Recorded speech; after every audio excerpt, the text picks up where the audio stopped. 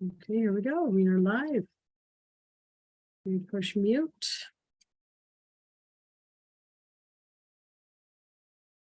You want me to? Okay, Dylan. Gianna Milanazzo.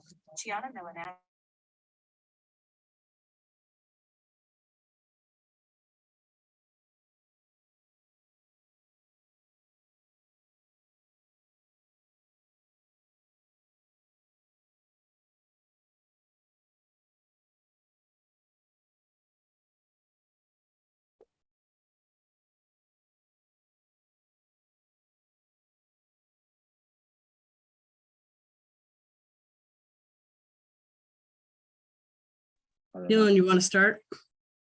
I'll start. Yeah. Hey, what's going on, guys? Thank you for showing up on this Tuesday afternoon. So, Rachel so kindly asked for all our newbies. We usually like to ask who is a first timer in our Zoom. So, it looks like we have quite a few people. This is your guys' first time.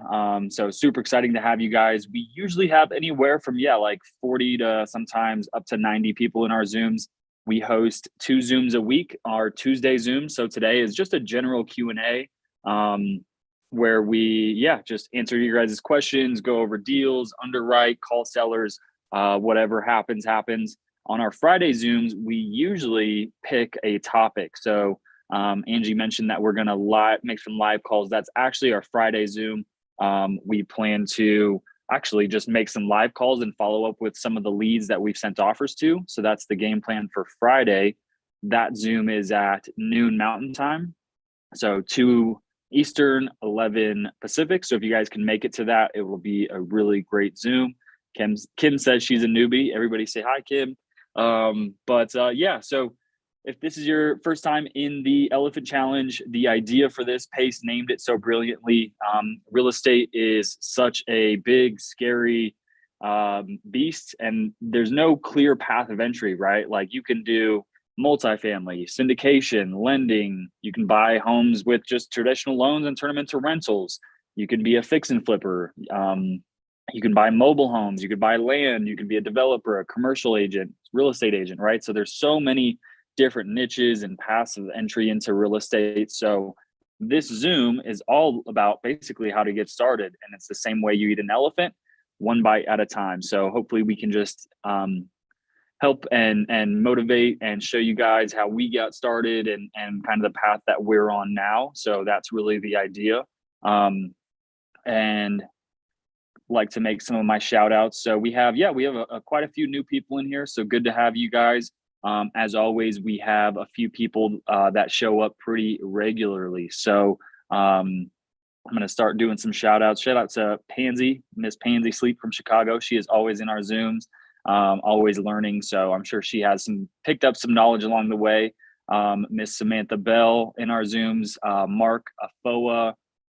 Let's see, Garrett Groner is a sub-2 student out of Colorado Springs and is a beast on the phones and isn't afraid to door knock too. So if you guys are needing anything out of the Springs, Garrett's your guy. Miss Sessing Anderson is an agent out of New York. Teresa Schwab is also in our Zooms pretty frequently. And then Miss Diana Costain is a longtime real estate investor out of Canada and is an expert in renovating commercial properties. Mr. Armando Campos, good to see you, man. I don't think we've seen you in a while. Stevie Brown. Let's see. That's only the first page. So Miss Shan LaBeouf. I hope I'm saying that right. LaBeouf. LaBeouf. Gotcha. Okay. She's in here pretty frequently. And let's see, Mr. Enrique, good to see you, brother. Brandon Buckland, good to see you. Dylan Lawler, I don't know if I've seen you before, but I like your name, man. Let's see. And if I'm missing anyone else, you guys are constantly in here, let me know, and I'll make sure we shout you out. But yeah, thank you guys for showing up. Always good to see some familiar faces and always good to see some new folks in here as well too. Dewan, I've been seeing you lately too, man. I don't know if we've ever heard from you, but always good to see you here, bro. Thanks for showing up, man. I thought you were going to say something. So let me shout out our Facebook channel. So we have our own Facebook group. It is called the Herd of Prophets. So we are leaders in the Elephant Challenge. So if you guys are looking for another community to join, we are more than glad to have you. So let me post this in the chat. So our Facebook group is currently 892 members and growing. So we're a little bit tight, more tight knit of a community. So if you guys have any other questions or deals you're looking to sell or just anything, feel free to post it. Look at this. Cecil uploaded a common requests and concerns regarding selling on terms document. If you come over to this files tab, we have some other really good resources for you. We have a seller net sheet that shows a side-by-side comparison of selling their home on seller finance or subject to versus selling it on the market. This is a great underwriting tool and a great way to send a seller an offer and show them how they can make more money with your offer. We have common questions regarding subject to, a script to call agents, letters of intent templates. So these are basically 2-page offer letters that you guys can download and send. Foreclosure process. This is an underwriting calculator, deal or no deal. This is our buy box, an estimating repair cost PDF. This is a great PDF. You guys should just join the Facebook just to download this and download these letter of intent so you guys can start sending offers. There you go. Let's see. So, and then lastly, before we get started, this Zoom is being recorded on YouTube. And if you guys want to watch the recording of this Zoom or any other Zoom, we've uploaded quite a few. So you can see we're live right here. If you guys could go check out Angie's YouTube channel and subscribe, please. We are on the road to 1,000 subscribers. She's at 750. If you come over to this live section, we have Q&As. That's what we're doing right now. Last Friday, we listened to some recordings of phone calls. We call agents live, we underwrite, all sorts of different stuff. A lot of good videos in here for you guys to come check out. So yeah, come check out Angie's YouTube and subscribe. So that is my introduction. We can go ahead and get started. If any of you guys have questions, feel free. I will prioritize people that have their cameras on and their hands raised. So if you guys have any burning questions, feel free to raise your hand and we'll click on you. Or if you want to just post it in the chat, that's fine with us too. First question, here we go. Gary asked, do you have a spreadsheet form to keep track of agents and properties? So sort of like a CRM, I assume is what you're asking. I don't really have a spreadsheet. I use an actual CRM. We use REI Reply, how we keep track of all our leads. But there is better ways to do it. But for sure, a spreadsheet is a simple way to do it. Maybe if you actually come into the creative real estate page and type in CRM spreadsheet, see if that pops up. Yeah, just something that might be free and something to use just to get started with. Yeah. So I know a free CRM that's not bad is podio.com. I think it limits you to 100 contacts. So, but you can at least get started in Podio, and then you can also download, export into a CSV or an Excel file. But yeah, I would say, yeah, just organize your own Excel sheet, however you like it, however you can keep track of it. I also suck with Excel spreadsheets, but YouTube and just Google in general is very easy to search up how to find shortcuts, make formulas, all that good stuff. So that's what I'd recommend. Trello is free as well too. Okay. Thanks, you Gary. So much. Yeah. All right, Mark, what do you got? So the cold call list that I've been calling off of in Idaho, I was calling on a Friday night, and it happens to be that the one phone number that I have is associated with probably about 4 to 6 leads that go to the same realtor office. So what the realtor company does is they actually have the realtors field calls once a night until 9 o'clock in the evening on Fridays. So I got a hold of this real estate agent, and she's really bubbly. She's very talkative, giving a lot of information and whatnot. Anyways, she wasn't the buyer's agent on any of the deals.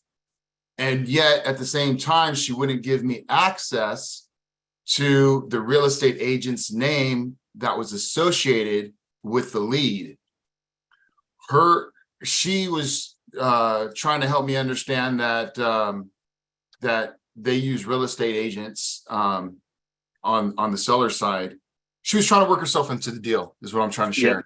So and I do remember in Pace's videos that sometimes we're able to do that, you know, should the deal allow.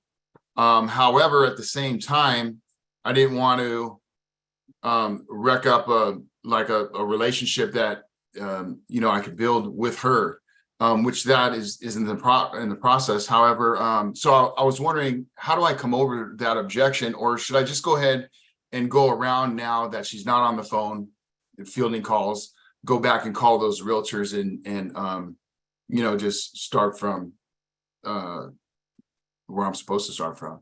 Yeah, good question, man. So we get this a lot too. This is exactly how we started. This helps for anyone that's newer calling just on market properties. So I'm just going to find a random property that's listed for sale. I think this is Montgomery, Alabama. So I'm just going to click on a random one. So when you guys are looking at Zillow, for example, I think this is, you know, just where a lot of people are making phone calls. A lot of the times it will tell you who is the listing agent. So Brittany, and then it looks like they have a co-list, Carly. So 50% of the time it has their phone number. The other 50% of the time it doesn't have their phone number. It will just have their name with their brokerage, Exit Realty. What we did at the beginning was just hit this button, contact agent, and we filled out our information, and then an agent would call us. And we always assumed at the beginning that that was the listing agent that was calling us, right? It's not. And you're right, Mark. It's actually another agent. It may be someone from the brokerage, Exit Realty, or it can be a completely different brokerage. But essentially, these agents pay Zillow for your information as a lead. And they're going to call you, and they're not really going to divulge that they're a buyer's agent. What they're going to do is pull up this listing and read the information that we can't see on the MLS. And you're right, they want to represent you as a buyer's agent. That's the benefit for them. You know, that's how they make their money. And you're right. So there is different scenarios where that's fine.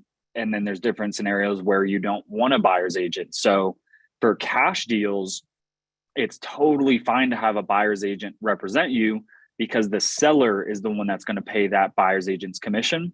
So we don't care if we have an agent or not, because it's all coming out of the seller's pocket. But for creative finance deals, right, so subject to and seller finance, it's just an extra cost, whether we negotiated that we're going to pay the agents or that the seller is going to pay the agents. It's just an extra cost that we don't need in the deal at all. So we always recommend to joint venture with a sub-2 student, or our group, or another real estate investor that has resources like contracts and earnest money and relationships with title companies. So there is a scenario in cash where it's fine to have a buyer's agent, but yeah, I would say try to go around that person if we're looking at a creative deal, and find that listing agent. And then lastly, if, for example, Zillow doesn't have their phone number, all you have to do is just copy their name and the brokerage and just Google it, right? So let's say I didn't have her phone number, hit search, boom, right here. So here's a phone number. This is probably for the brokerage. So you can come down here. If I just hit homes.com, sometimes it has their contact information. Yeah. So this is probably her personal line right here, 334-452-0376. So that's one way. Just Google their name and the brokerage and you can find them. Okay. So just essentially just go around her, make friends, knowing that that's what she's trying to do, but we don't have to go through her unless it's a cash offer. Right. Well, even if it is a cash offer, you don't have to, but it doesn't hurt essentially. But yeah, not a bad idea to make friends and maybe let her know, right? We actually don't like to have buyer's agents because it helps our offer. Our offer looks better when there's not an extra person in the deal that needs to get paid, basically. Got it. Yep. Okay. Thank you. Sweet. Yeah, good question. Dylan, Mark. can I add a little value to your community real quick? Just one little thing. Yeah, sure. Go. Yeah, please, Garrett. For Mark. If you're just calling on market leads as well, and if it's listed by like Redfin agents, that's usually like who you're gonna get, those ones that are just like doing a round robin. So I just kind of skip those ones and don't waste my time on it, because Redfin agents aren't really gonna do a creative finance deal anyway, in my experience. So that's my 2 cents. I would agree with that, Garrett. Redfin agents don't usually do that. It's hard enough to just get a hold of them, even when you're in a deal. Yeah, so I just skip them. I look at, okay, is this listed by Redfin, Open Door, one of those kind of companies, and I just go to the next one. Don't even waste my time. And then another way is go to realtor.com, plug their name in, their city that they're in, and they might have their number listed on there as well. So just another tool for you. Love it. Love it. Thanks, Garrett. Doris, you have a question? Hi. Yeah. Hey, thank you. So, I'm an EXP agent here. I'm trying to do this, but I have a listing that can go off market. He's from last year. Basically, this one, looking at the market, they could easily sell for probably $550 because there's like no homes for sale here. It's low inventory. But I was thinking of selling it off market for about $5, a little bit higher for seller financing a hybrid situation that he is interested in. Now, on a seller finance hybrid, wouldn't that be a more valuable? I don't know. Would it go higher? I mean, I'm just trying to look at the big picture. Seller, just anybody to buy box. Wouldn't it be more valuable, sell easier that way off market in that condition? Yeah, you're 100% right.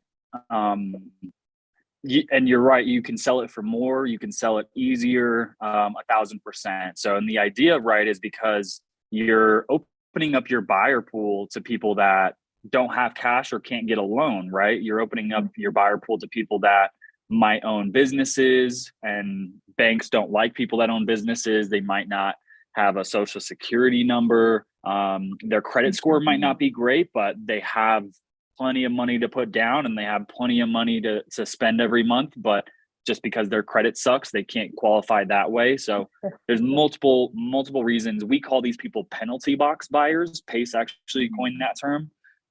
But yeah, for whatever reason, a bank won't loan them money. So you're opening up the door to all of those people. And if you talk to any lenders, they're denying about 50% of the people that are applying for mortgages. So half of those people that get denied don't have another option besides seller finance. So you're absolutely right. And now purchase price, same thing. Those people can't qualify for a property anyways, as long as they can afford the down payment and the monthly payment, right? They're not too concerned with the purchase price. It's still important to them, but yeah, you're absolutely right. Okay, so then if I may just dive into it for a couple seconds here. Yeah, please. Yeah, I went ahead and used your seller net sheet. And on the listing property, if I listed it, it's like 560, came out to bottom line was if they owed 240, it came out to 275, 720. Okay. And so like if I come back up to sell the house to you or whoever at 580, because he wants 600. This is why it did not, it's just, it could do that, really, and it could just do that, but I put 580 there. And you have a realtor commission, you pay this, right? 3%. I mean, that could just be the wholesale fee, let's say. Right. Okay, title costs, closing. no inspection. You say cash to the seller at closing, 89.50. Is that just so they can walk away with something in their pocket? Yeah. Aside from Do you want- yeah. Right. So it depends, right? So the average penalty box buyer, seller finance buyer, on average, they're going to bring about 10% down. We have had some bring 20% and some that can only bring 5%. So how we structure our seller finance deals is, okay, we make the standard a 10% down payment and a 6.5% to 7% interest rate. That's the standard for getting a loan through a bank right now, about right 10%, 6.5% rate. Now for us, if someone's willing to put 20% down, we might be willing to give them a 4.5% rate or some type of rate. So so you're trying to make this seller net sheet to basically convince your seller why this would be a better route. Is that the scenario you're thinking of? Right. And as I was explaining that to him yesterday afternoon, he loved the idea. And one other question B here would be, like, for example, let's say he owed 240, he gets almost 250 in his pocket, right? Because the hybrid situation will allow the buyer to get a secondary loan for the equity. If I'm hearing this right. So not only will he get the monthly with a check on the mortgage with interest, but he will also get an equity paycheck. Right. I think you may be confusing something. So that's what he would do, and maybe I can help. You wouldn't really show him a seller net sheet. What you would show him is an amortization calculator. What he would want to do is the better play for him would be just to ignore the fact that he has a loan and seller finance all, let's say, right, you said 580. Someone, let's say, for example, brings 58,000 as a down payment. So 580 minus 58, 580 minus 58 would be 522. So here's his note, for example. 522,000, amortize it over 30 years, and let's say we can get a 6.5 interest rate. So 3229, and this is just principal and interest, right? So they would also pay taxes and insurance on top of this. All your seller or you need to do is just figure out what his monthly escrow amount is, how much he pays for taxes, insurance, HOA, whatever, and then add it to this amount, and that is now your buyer's monthly payment. And whatever the difference from this 3299 and your seller's principal and interest payment is how much he makes. But here's the thing. And I'm just kind of going back and forth with you on this idea, which I have heard from learning how PACE does this. The seller finance hybrid, I mean, is it not beneficial to a seller? Yeah, seller financing, fine, take over, assume. Well, can you assume that? Maybe I'm thinking you can assume that. I don't know. Anyway, you take over those payments, but the real kicker here is where he's getting a second paycheck, if you will, based on that equity. That equity is gold to him. And right. Seller, so right? that's his equity. Right. Yeah. So wouldn't it be great? I mean, I think that's just how I'm kind of pushing these. And they're happy. I mean, it sounds good, doesn't it? Doesn't it sound good to a seller? For sure. Here, let me share. So say, for example, 580 minus 240, we got, I don't even have it in front of me, 340. All right. So then he would get a check, like a seller financing check, equity check on the 340. So let's break it down, right? So 580,000, okay? One more zero in there. So 580, that's our desired asking price. And his loan, let's call it loan, is for how much? 240.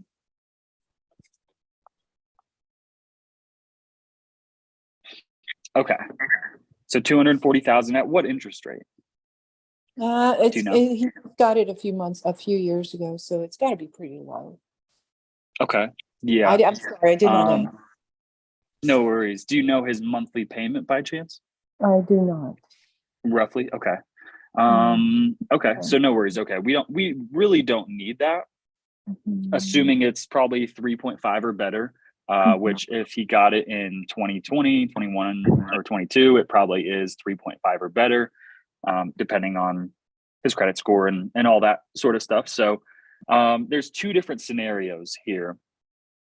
He can let someone, or this would be more geared towards an investor. Okay. So an investor would buy it one way.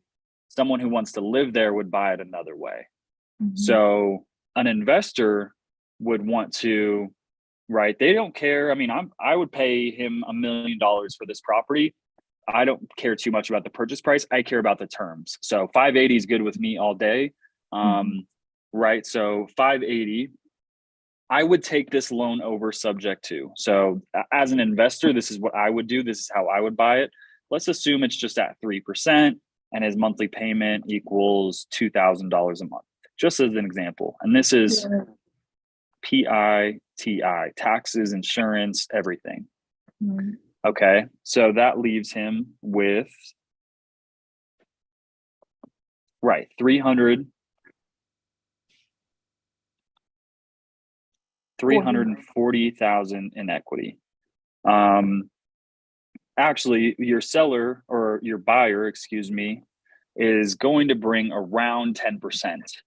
Me, because I'm a savvy investor, I try to get into my deals for around 7. So, but we'll just assume 10% for easy math. So that would be 58,000.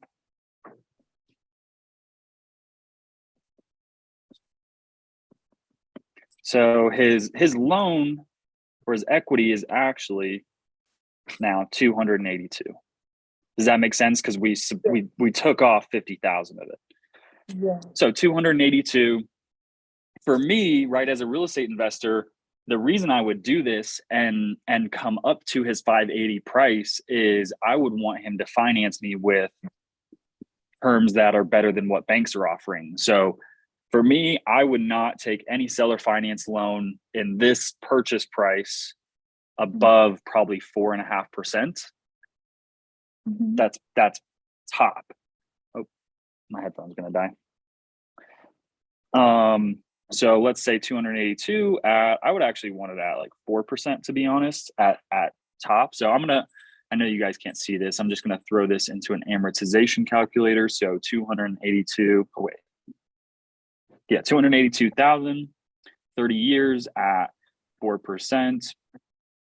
And that payment now equals 1346.31, bringing my total monthly payment to, it's bad, 3346.31. Okay. So an investor probably can't make money on this. Like it probably doesn't rent. My guess it doesn't rent for more than that. You're not going to be able to cash flow it. There's not really a viable exit strategy. So if he wants to sell it to a homestead buyer, there's one way he should do it. Okay. Mhm. So again, 580,000. And then his loan. Well, it would probably be 560, because it was 560? because it was more beneficial seller finance hybrid.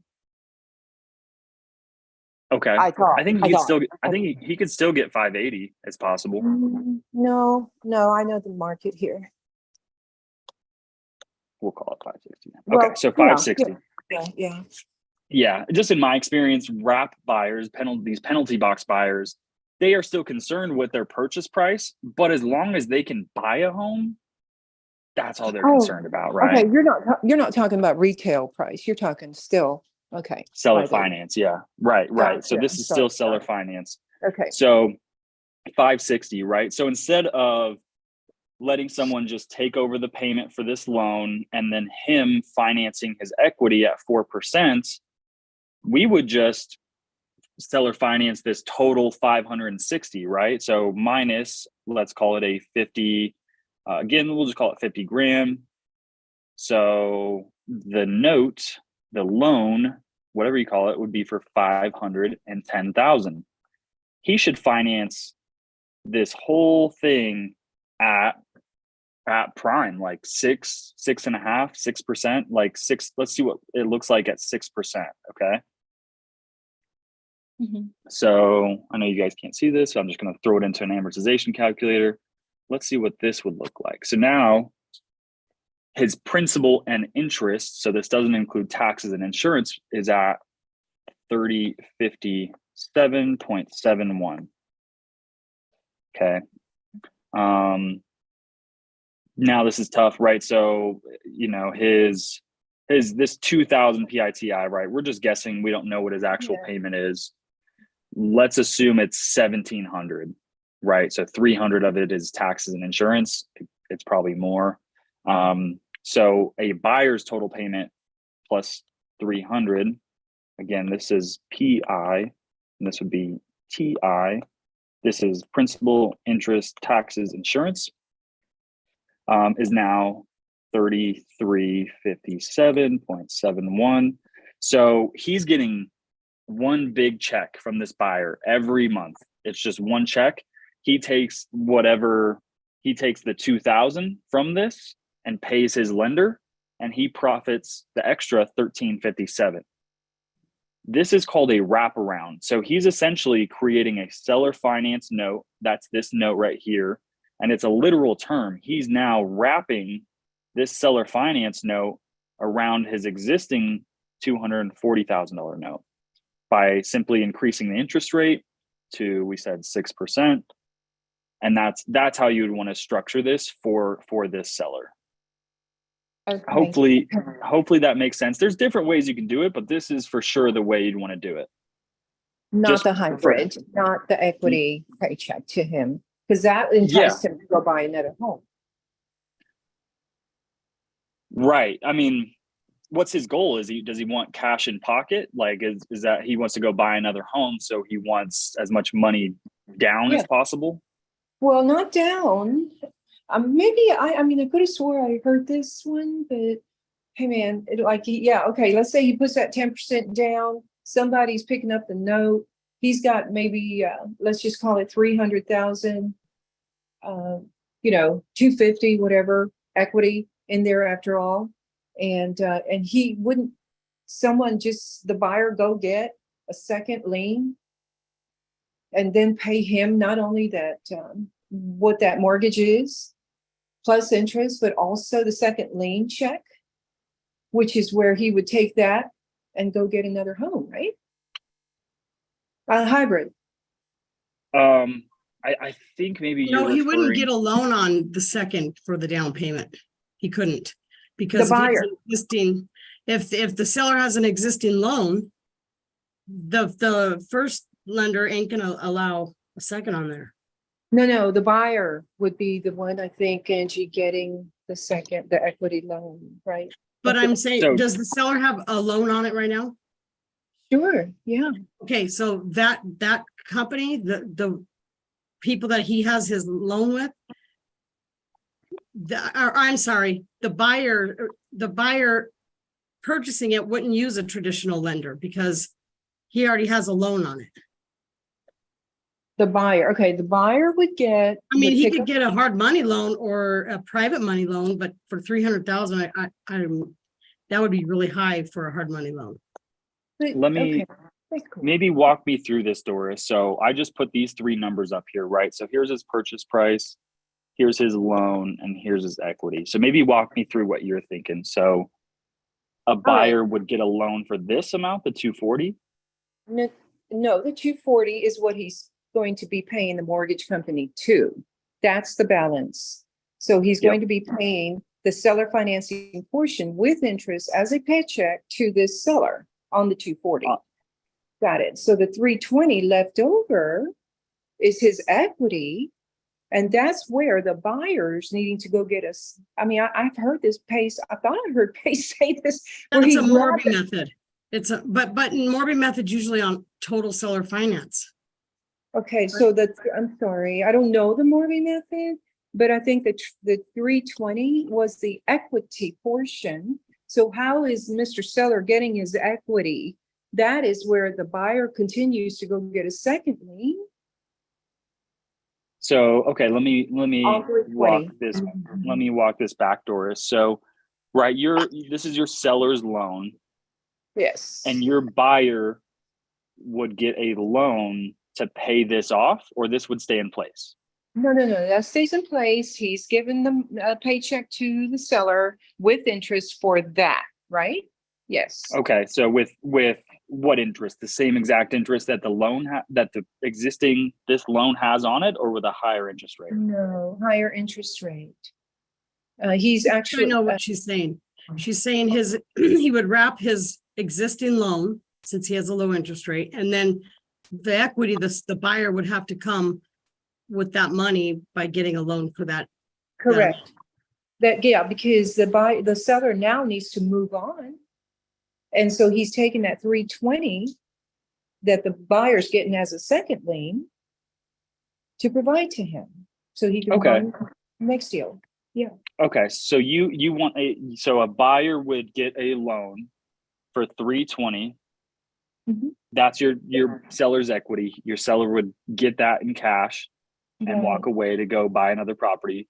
And then your seller would essentially seller finance, even though it's an existing mortgage. He would wrap his existing loan and increase the interest rate in that sense. I mean, that I think could that's how work. Yeah. Okay. Did I explain it right? Yeah, but I mean, I think the 240, I don't know about the rent portion. I just know he's taking over that, I guess, with the interest. But yes, but the 320 is what I'm trying to hone in on, because that's where the sellers are really appreciating that, so they can move on, downsize, whatever they want to do. That Mhm. 320 is where I'm trying to, gain knowledge on, right? Well, the way Yeah. Dylan was telling you was subject to the existing loan, creating a seller finance, for his equity, creating another loan, him being the lender, the seller being the lender. Right, but her seller wants the money. That's her seller Oh, needs they this want it. money. Oh, I was gonna say, and then a down payment, but the So down payment would be the essentially, money. this is exactly a Morby method. The only difference is, I mean, technically he's seller financing this 240 by wrapping it and increasing the interest rate. Okay. So this is exactly a Morby method, where you're right. Your buyer would maybe they can't qualify for a total whatever $500,000 loan, but they could qualify for 320. Mhm. Let's say for whatever reason, even though they can't qualify for this 560, they can afford the payment, right? So your seller would verify, okay, obviously he qualified for this 320. He'd want to double check and make sure he could still afford to a second mortgage, essentially at 240. It Well, makes the first sense. more. Yeah. Okay. But the lender, the lender that you're going to be using won't loan on a property that already has an existing mortgage. That's Right. right too. Right. It may not be traditional, correct? That's right. Yeah. I would say structuring it this way is going to be very complicated, and your type of buyer is now again relimited to someone that can still get a loan, right? Like I would say if they could get a $320,000 loan, they're probably just going to shop in that range. I think this is what I do all day, is just creative finance. I just think you would have a hard time explaining this to a buyer and a buyer's agent and a lender what you're trying to do. And I'm not sure if you could even do it this way again, because like this lender would have to go in a second position. So then, if I may ask for, and because I've taken a lot of y'all's time and I appreciate it, but what is a hybrid then? What's a hybrid? A hybrid would be this first scenario that I explained. So a buyer we set a price, right? 560, 580, doesn't matter. A buyer takes this loan over subject to, so there's two things happening, right? So you're taking the loan over subject to, and then he's financing his equity. So you're not getting a loan to pay him his equity. He is the person basically giving you the loan to finance it. That would be, in traditional sense, more of a hybrid. So his equity is 282. I mean, it's not real money, right? Basically, this is like an IOU note, right? The buyer is saying, I owe you 280. You structure a note at, for example, 4% interest, and he pays them back. That would be a hybrid. Okay. I think Okay. what you described is more of a Morby method. Okay. Well, you know what? Learning something new all the time. There you appreciate go. it. Awesome. Of Okay. course. Yeah. Thanks, Doris. I think that helped a lot of other people too, kind of explain it. I'm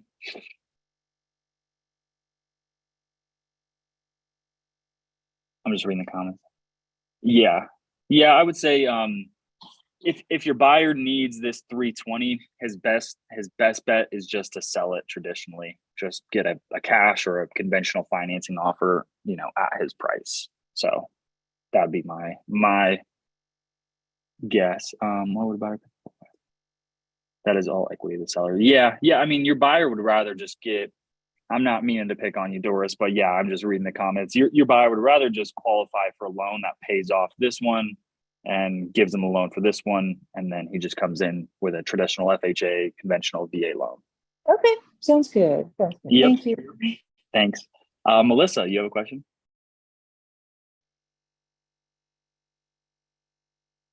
Hey, can you hear me? I can hear you. Yep. Okay. Oh, I'm starting to call foreclosures, and I was wondering, are they, like, when someone is getting foreclosed on, are they expecting to get the difference, between what is owed to the bank and, With your equity. right? Did they give them that? They do. Okay. That actually, very, very interesting. Pace taught me this. There are billions, a ton of money, billions of dollars sitting in the courts from unclaimed equity from foreclosures. People that get foreclosed, they don't know. Yeah, they don't know that any equity they have built in, they can get. I have another question. So Okay. one of these that I've been looking at is federal tax liens. So I wonder if they even know. I haven't called them yet. I wonder if they even know that they have tax liens on their property and it's getting sold at auction. But does the same thing happen? So if the federal, when they take their money, they send them the difference. That is also a very good question. And how often? How often is the auction so high that they make money? Or is the little 10,000 we offer them going to be? They give the homeowners a ton of chances to pay those. It's not like it's quick. I mean, it can go on for a long, and then they try to work with them. They go back and forth. That's a tough deal to get into, because they give those homeowners a lot of chances. Yeah, you'll make some interest on whatever you paid on it, right? But that's about all you make. So are these good people to call, or should I not bother with that? What's that? Should I call them? Is this not something I should be worrying with, or should I be? No. So it's not our strategy, but that being said, there are tons of real estate investors that focus specifically on tax liens and foreclosures. Obviously, foreclosures we like because, let's say these people have fallen behind 20K, but they have a great interest rate. We can come in and catch that payment up, maybe give them $5,000 and then just take over their loan subject to, so make it into a creative. Tax liens, I do not know much about tax liens. I have not looked into them, but there are tons of real estate investors that focus primarily on tax liens.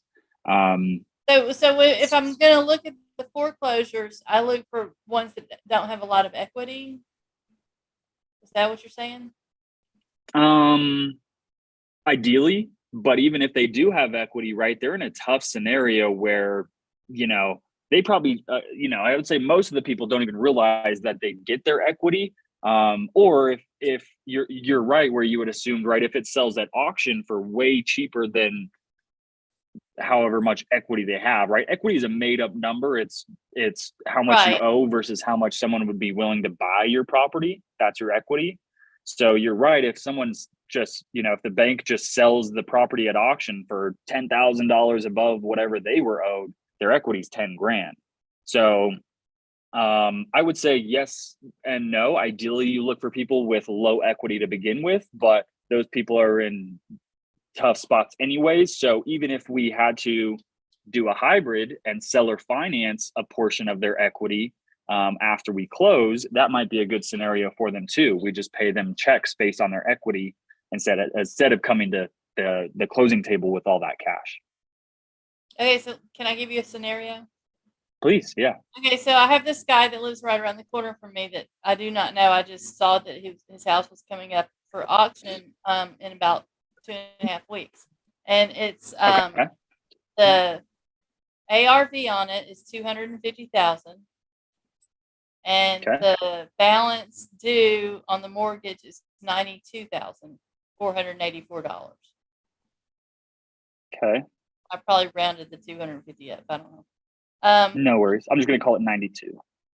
And it looks like he doesn't live at the property. I think he lives in a different, I think he inherited it. Okay.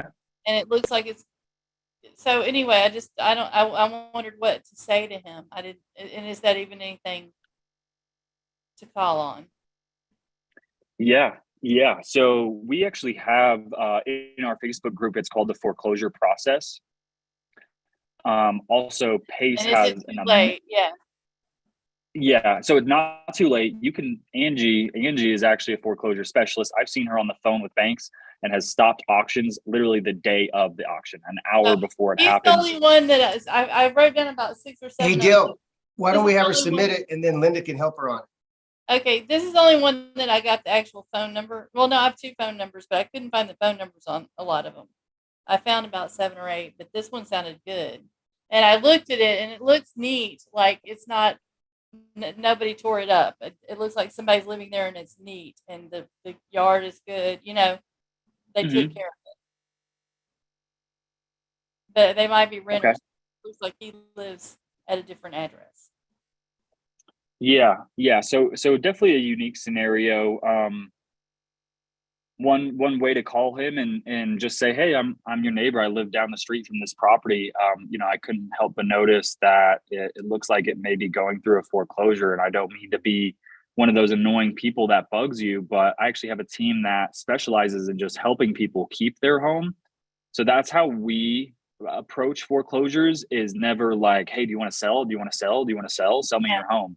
Because they get a million of those phone calls a day. We approach it differently, where we want to help try to save your home and see if we can't help you keep it.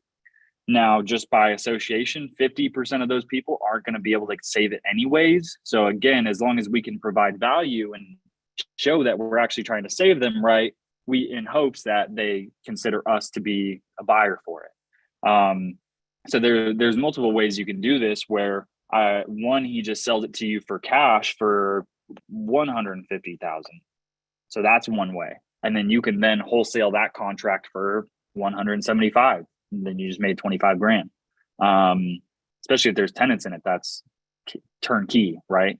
Right. Another way is, we can help you, right? Like if maybe he has $10,000 in missed payments and he can't afford those, we can catch up the loan for 10 grand. So we'll put that 10 grand into an escrow account. We never pay a seller directly. We'll put it into an escrow account, and then we'll set our price at 250, right? Maybe he's set on his price at 250, and then we'll get into the deal for 10 grand, take over this loan subject to, and whatever the difference is, it's not 250, but whatever the difference is, he'll finance us that amount. So we'll create a seller carry note. He'll go into a second position lien on the property, and we'll pay him at ideally, a cheap interest rate every month. So that's another way you could approach it. Okay. Okay, cool. Yep. I can just see. There I are can see you so thinking. many different ways to do everything. It's so hard to wrap your mind around it all. So in my past, I have bought things at the auction, like, that Mhm. somebody already lost. But to find out that you can actually find out before they've lost it and go and help them, I love that so much. Yeah, yeah, absolutely. So, I mean, right? I mean, if it does go to auction and it happens to sell for 150, now he's got all these fees and stuff, and he has to go through the courts to get that money. So, might as well just sell it to you for 150 cash, and then you can wholesale it, find a lender, and keep it as a rental property, or do whatever you like. The creative option is your last resort. Um, Start off with helping him try to do a loan mod. I have the 8 steps to stop a foreclosure in my office. So do a loan mod, refinance, find some type of bridge loan, hard money loan, a personal loan, short sale, list it on the market. 7 is cash. Then we can buy it cash. 8 is then we'll do the creative financing. So Pace has an amazing video. It's called the 8 steps to stop a foreclosure. He talks about percentages. So the majority of people that are in foreclosure, 30% of them are going to be so embarrassed that they find a solution immediately, whether that's to sell it, loan mod, whatever. The other 30% of the people are going to just bury their head in the sand and hope it goes away. And the other 30% of people, I forget what it is, but Just lose it. just lose it. You're right. Yeah, they just lose it, right? They just think it'll go away and it never happens, right? And then And I had a friend who she had gotten behind on her homeowners association fees, and they sold her house, and she never even knew. She had a roommate 10 years ago who was supposed to be paying those fees for about 2 or 3 years.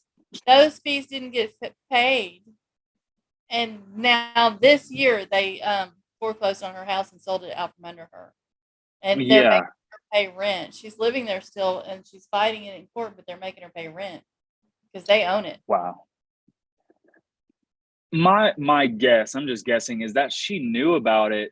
A lot of these people just same thing. People that get collection calls, right? Like I'm Yeah. sure some of you guys have friends that their phones just ringing nonstop, and they're like, "Gosh, it's these freaking people bugging me." They're usually debt collectors, right? And they just bury their head in the sand in hopes that they'll just eventually go away. Kind of same scenario happens in foreclosures, right? They get a letter of, They ignore it.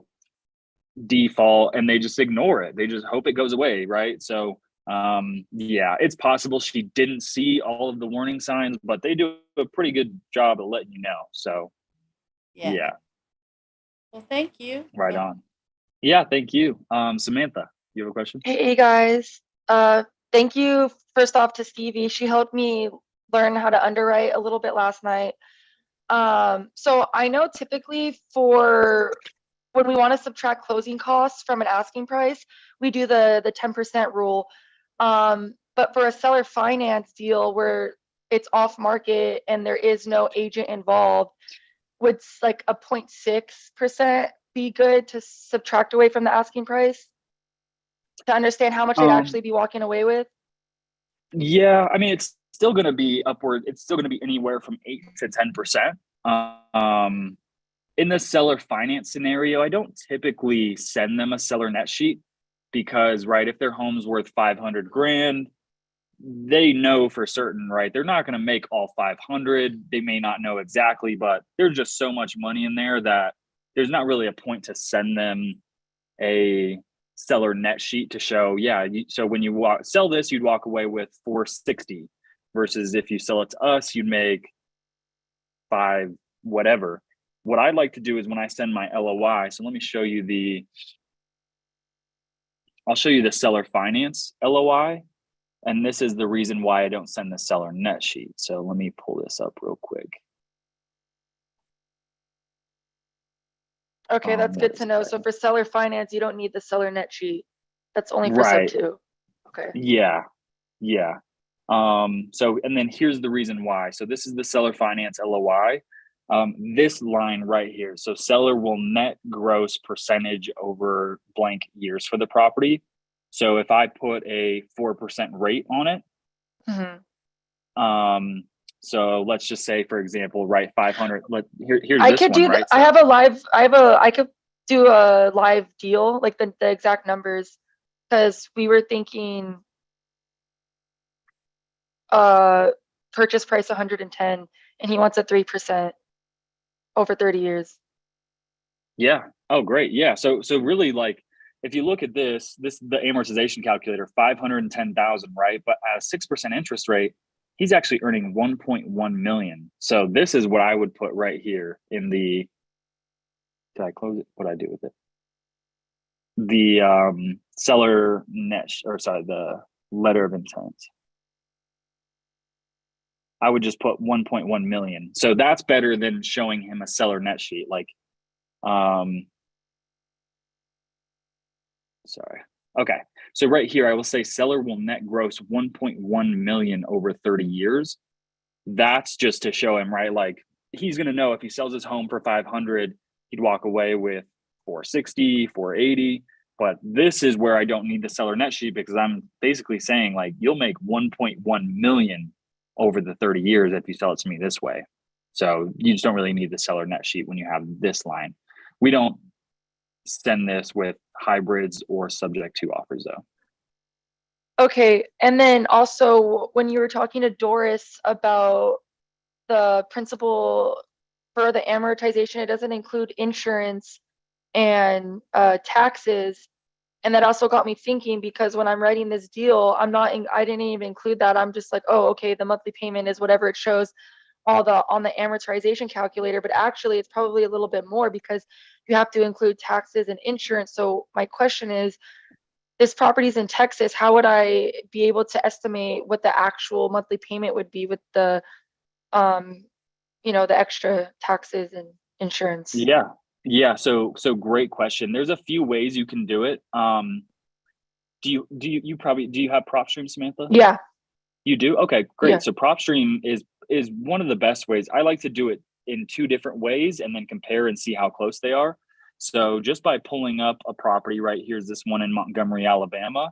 I'm going to hit tax information, and it will show you in 2022 their annual property taxes were $500. In Texas, they will not be 500. Texas is one of the most highly property tax states. So that's one way to do it. For example, right? So now let me go to Zillow. Zillow's another way you can do it. So the property has to be listed, or you can find a similar property. Okay, so this one isn't listed. I know they wanted 130,000. So I'm going to look for a property listed for sale, roughly around 130,000. Boom, right here, 130,000.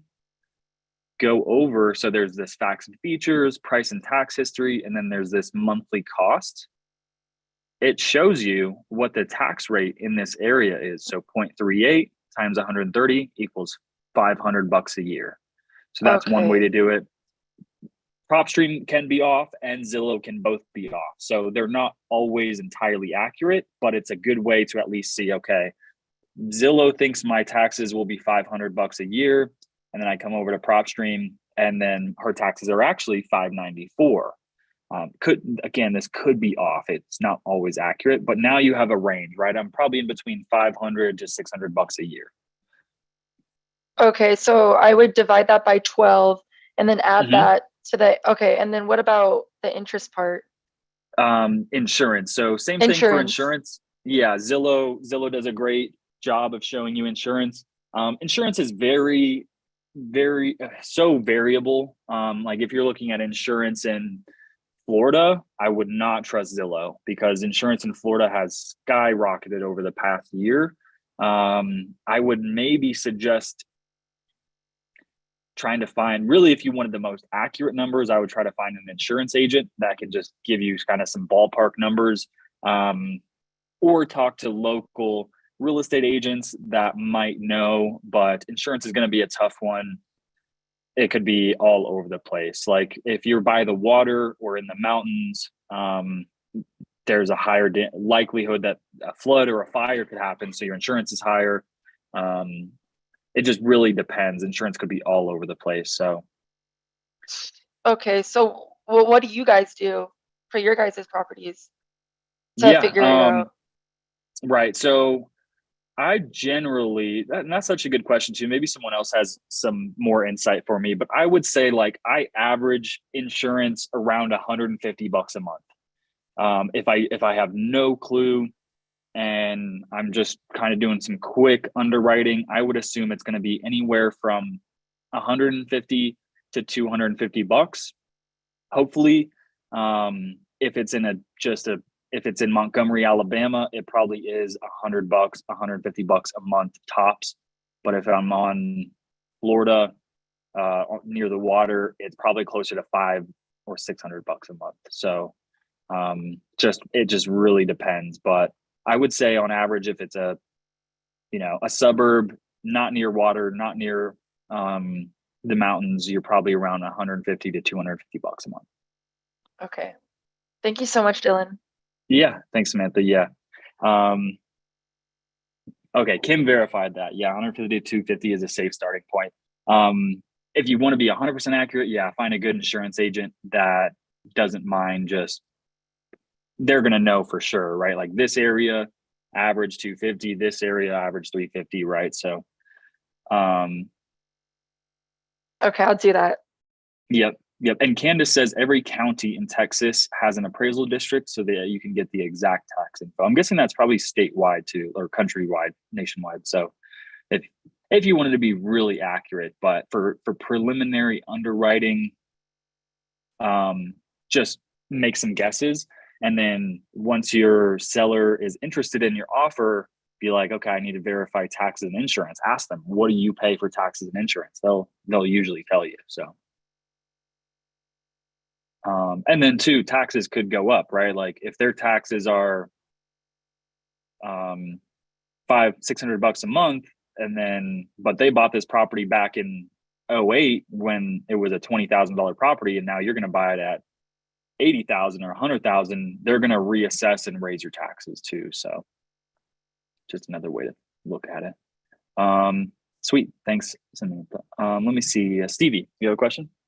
Yeah, so when you're sending out your offer, you include a lender information for the credibility. So is that your guys's personal lender? Is it a sub-2 lender? And I'm assuming that the reason you guys do that is for the purpose of the agent and their seller to contact that lender with any questions about sub-2 and whether it's legal or not. And if that is the case, can I call any lender that does sub-2 and use them as credibility? Or can I get that in the sub-2 group as well? Yeah. So great question. The lender that we use, we've actually met him at some Colorado meetups. His name's Joseph Gonzalez, if you guys ever need a lender in Colorado, but he's just a beast. He's a hustler. He's one of the top 1% of lenders in Colorado. He's also a veteran, and he's not a sub-2 student, but he really understands sub-2. So he understands departing residence, primary conversion, obviously VA entitlement. He understands all that at a very high level. And then he's also licensed in Colorado, Florida, and Ohio. So 3 states that we buy in. So even when we're sending offers in Oklahoma, for example, where he's not licensed, he has connections. He has other lenders in his network that he can hook us up with. But regardless, if someone in Oklahoma wanted to just call him and ask him questions, he can answer all the questions and figure out how much entitlement. He just can't get a loan for them, essentially. And then to answer your next question, for sure, I would say post in sub-2 or the creative group and say, hey, who's a lender that's licensed in multiple states and really understands subject to. And I'm sure Joseph's happy that we use his information because it's just potential more business for him, right? He doesn't mind at all. So he may get a call every now and then from someone that that annoys him, but it's always just, that's the name of the game. When you're a lender and an agent, you're just fielding calls and waiting for that right one that's going to bring some business. So for sure. Okay. All right. That's it. Thanks. Okay. Sweet. Thanks, Stevie. Mark. Two questions. One in regards to HOA and the HOA is an ARV.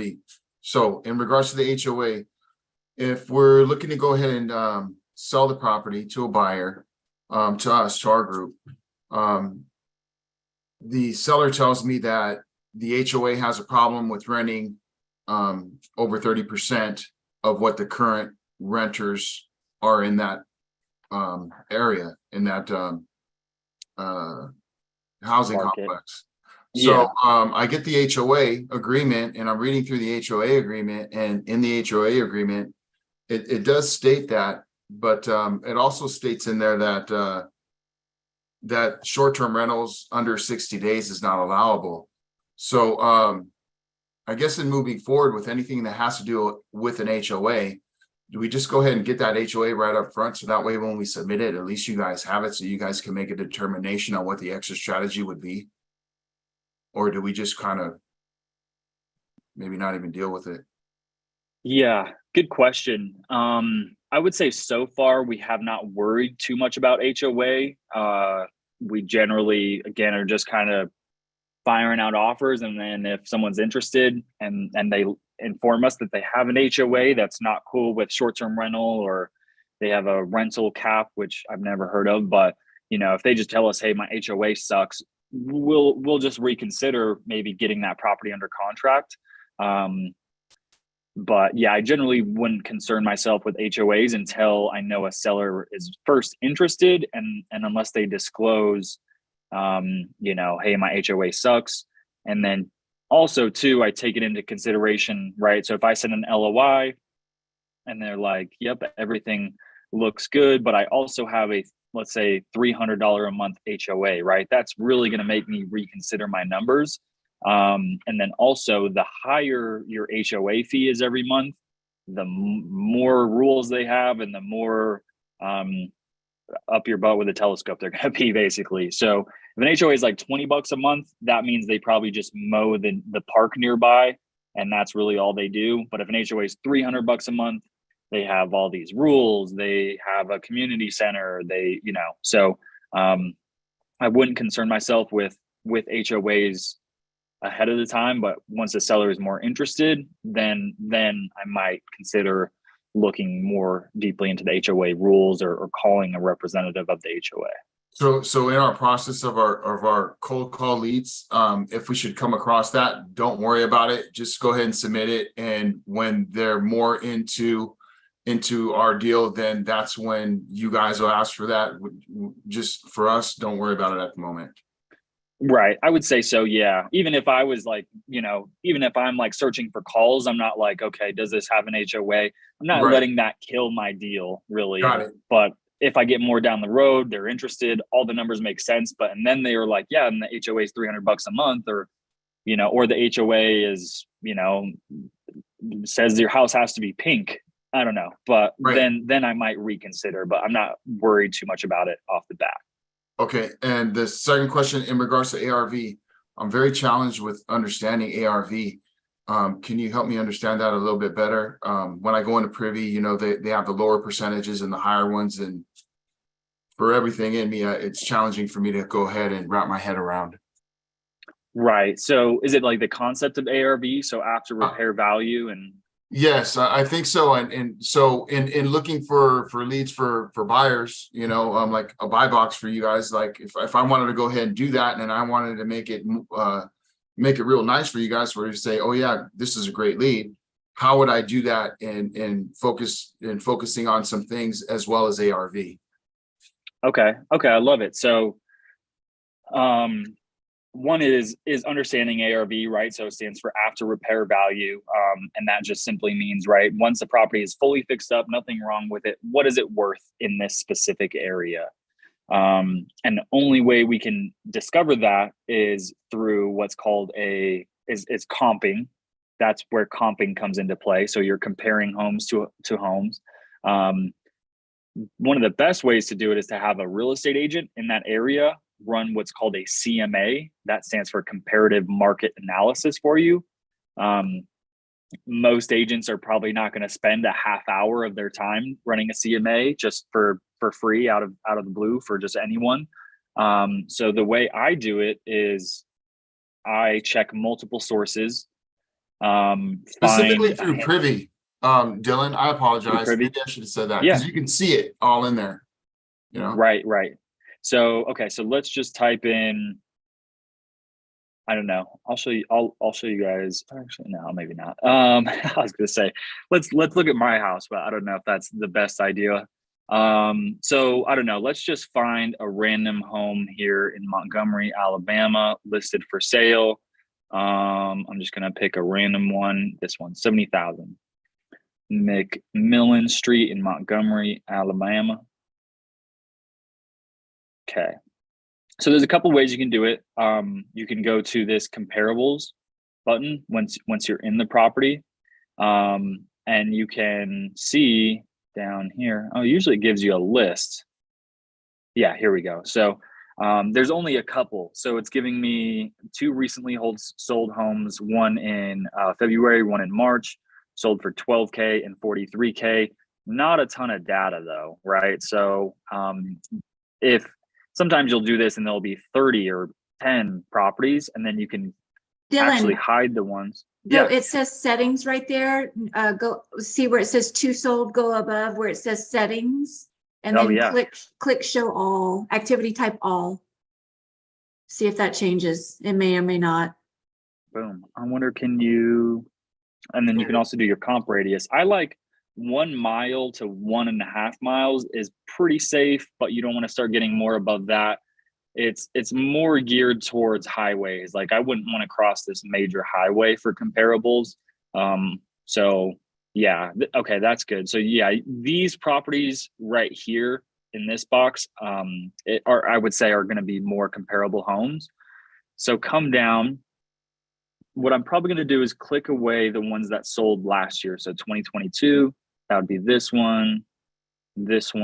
Okay, so all of these have sold within the past 6 months. Let's see lot sizes, right? So McMillan has a 20,000 square foot lot, right? So let's narrow down that. So 20,000.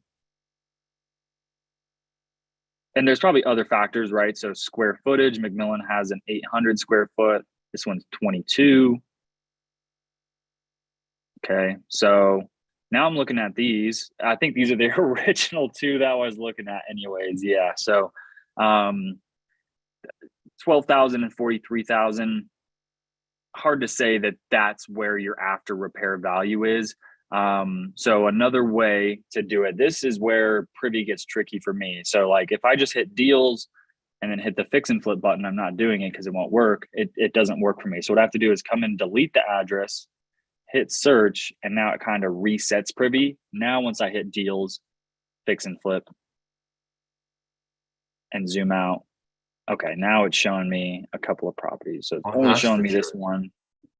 Yeah, so maybe I picked a bad area, but right. So now you can see all of these potential fix and flips. I was actually looking at a home, I think somewhere down here in one of these areas, and I came to the guess that my ARV is around 80K, because I saw just a ton of homes selling in that range, even though there are some, but they were all bigger square footage. So Privy's one way. I generally start with Zillow. So here's my McMillan property. I'm just going to see what's sold around here.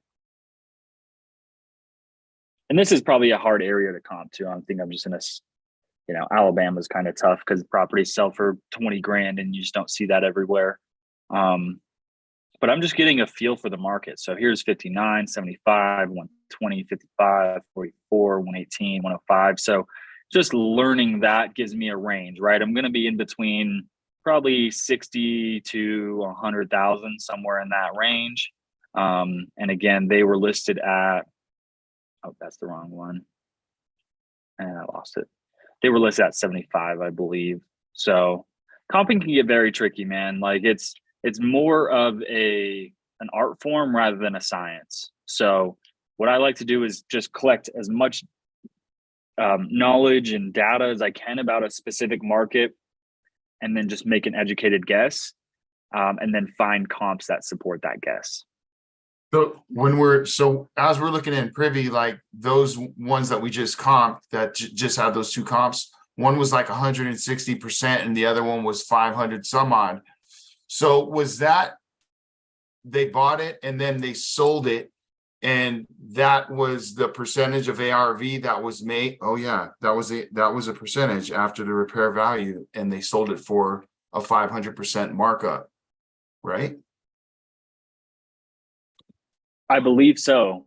You know, like, so those last two comps that we just got off of, that sold, that percentage on there is a percentage of what the markup is after it was sold. Let me Is go that back. how I'm to understand that? Like when you go down right now. So this markup? Yes. Yep, you're right. So like, let's click on this one. So previous sale. Yeah, it went from 8,000 to 12,000. Ah, man. Yeah, Mark. I mean, good question. I wouldn't say I'm too sure, right? So I'm not sure if. So right now in this instance right here, like if I'm looking for you guys and I'm saying, okay, this is what their buy box is the ARV a good in the range that they like? Because I thought in a previous videos that I was watching, it was like we should keep that number. I think Benson said like between 55 and 75%. So like this would be super good, right? The 27 and 17, because it's so much lower. Right. Okay. Yeah, I get what you're saying. Maybe for some specific markets, like is 70,000 17% of the ARV? I doubt it in this market. I mean, that means that this property is worth, close to 5 times the amount of 70K, and I doubt it is in Montgomery, Alabama. But you are right. In general, when you're searching for properties, right? Like, let me type in like Denver, Colorado, because that's obviously a market I really understand. So, and I'm going to hit filter and I'm going to search for, properties listed. Let's see what's listed for 60% ARV and hit run search. Probably going to be none. Oh, what the hell? Just kidding. Or these are sold. So I'm going to hit deals, fix and flip, find similar active deals. So let's just click on a random one, come down. So it doesn't give me an ARV percentage, but it's saying 599 is 75% of the ARV. Yeah, Mark, man, I'm not too sure, to be honest with you. I'm not an expert in Privy. Privy is great, but I don't use it that much. I don't really need it that much. It's okay. I'll find it. Thank you though. Yeah. I think And then some for things me, just in thinking that through, I think some things clicked on there. I'm not all the way there, but I appreciate it. For sure. And then to be honest, also for me, I'm not too concerned with ARV. ARV is a very important number for fix and flip investors. For me, I don't really care too much about ARV. I care about my cash on cash percentage, because I'm a buy and hold investor, not a fix and flip investor. So So ARV is more associated with buy and hold investors, with fix and flip investors versus buy and hold investors, because we don't, because as a buy and hold investor, we don't give a rip. We're trying to hold that thing on for as long as possible. Precisely. Got it. Pace is saying is equity comes and equity goes, but the cash always flows, right? So again, ARV is equity, right? It's a wazi, it's a woozy, right? It's a made up number. It depends on whatever your property would sell for. But I don't care what my property sells for. I care what it rents for, how much cash flow I make. So that's the difference. Yeah. Got it. Thank you. Sweet. All right, let's see. All right, last 2 questions, Carlos and then Mike.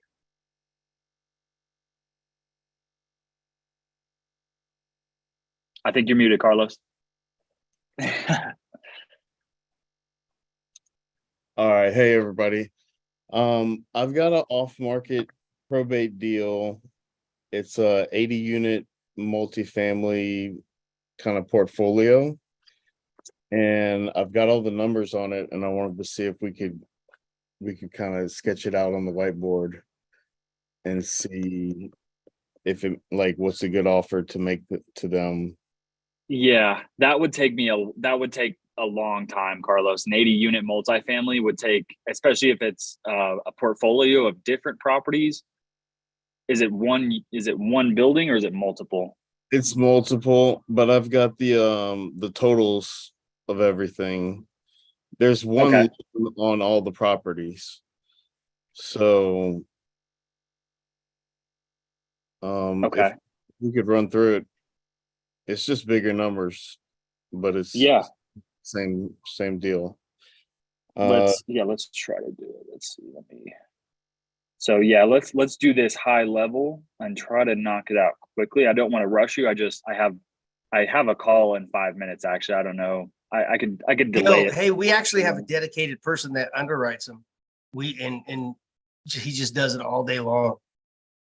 Because they are bigger numbers, but there's so many variables that we would just be going through an exercise of basically a single family home, because there's so many variables in between that portfolio that we could never come up with what we're going to offer them without going through a detailed underwriting process. And it's a few hours. It's not, especially with the portfolio. Okay. But we'd be happy to take a look and do that. We just have to have it submitted so we can go through it with our team. Sure. Okay, so you want me to do this off the Zoom? Yeah, because Are you a it's going to take substitute, some Carlos? time. I mean, I'm looking at the total numbers. Like, we've got 11 million of property values. They've got a $7.5 million loan for 10 years at 4.475%. And there's about 3.5 million of equity. And the units are cash flowing 75,000 a month. Yeah. Now, Have you talked to an agent about it at all? No. Okay. So first thing before I would even look at it is to know, are they interested in seller financing their equity? They are interested in seller financing the equity. I know that much. Okay. Yeah.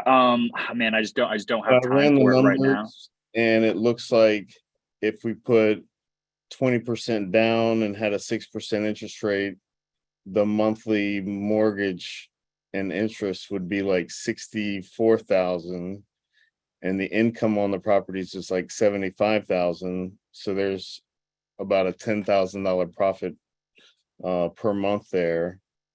So is that kind of how you would structure that deal to take a look at? Yeah, you got it. Take your profit and then divide it by how much it costs you to get into the deal. So if you're making 10 grand, that's $120,000 a year.